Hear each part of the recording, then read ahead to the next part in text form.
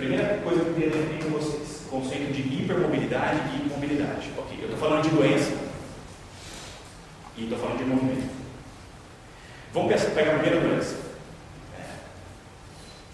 Exemplos de doenças: tendinite, bursite, tenosinovite, hernia de disco, artrose, etc. Todas essas doenças, estou falando que a gente começa com artrose, hernia de disco, tendinite, bursite, elas se instalam em condições de déficit de movimento. Maravilha. Eu vou tratar essas doenças.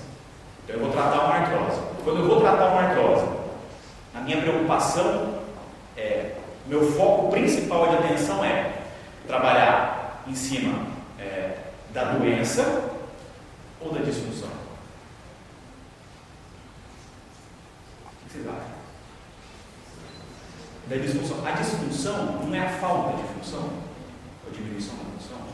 Então, como que é a forma que a osteopatia e a fisioterapia em geral também deveria enxergar a maneira de corrigir as modificações estruturais?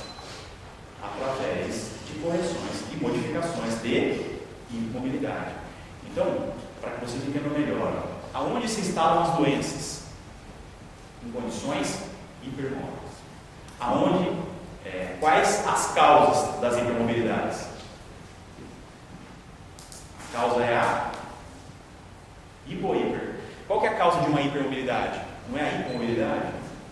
Então, quando eu vou avaliar um paciente com osteopatia, a minha preocupação é descobrir quais são as hipomobilidades. Por que eu estou falando isso para vocês? Para que vocês entendam assim, que o olhar mesmo, quando a gente trabalha com osteopatia, que o nosso olhar, a nossa busca na avaliação do paciente, ela não é clínica. A busca é trabalhada dentro de um conceito diferente. Então, pouco importa para mim, na minha clínica, se o médico chamou a dor do paciente de hernia de disco. Eu não vou tratar hernia de disco. Pouco importa para mim se ele chamou aquela dor no ombro de bursite, porque eu não vou tratar a bursa. No meu ponto de vista de avaliação, eu vou tentar buscar quais as alterações de movimento que levaram aquela bursa a exercer o trabalho sobrecarga.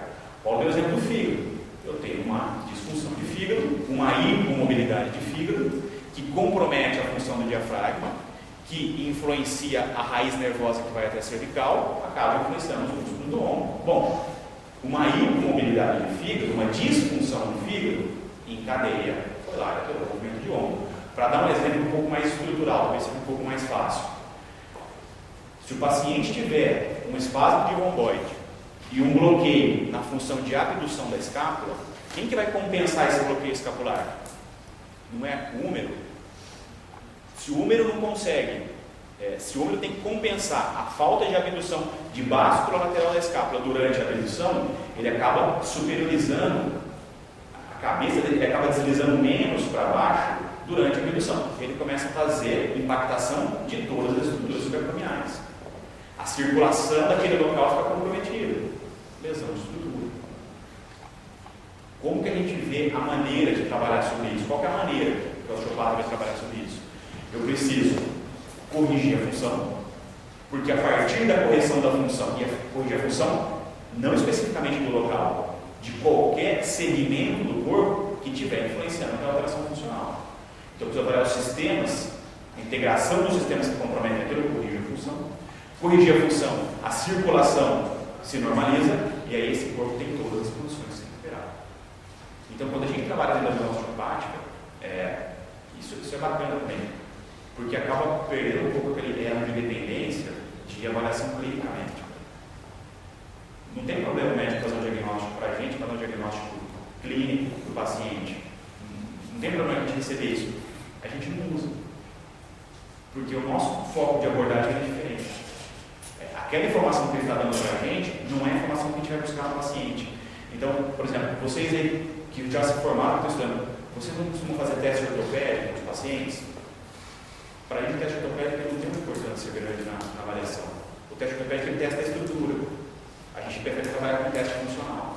Então, a gente sempre, quando a gente vai testar os nossos pacientes, a gente não está preocupado em testar a estrutura dele, a gente está preocupado em testar a maneira como os segmentos do corpo funcionam. Sejam eles cranianos, membranosos musculoesqueléticos ou viscerais.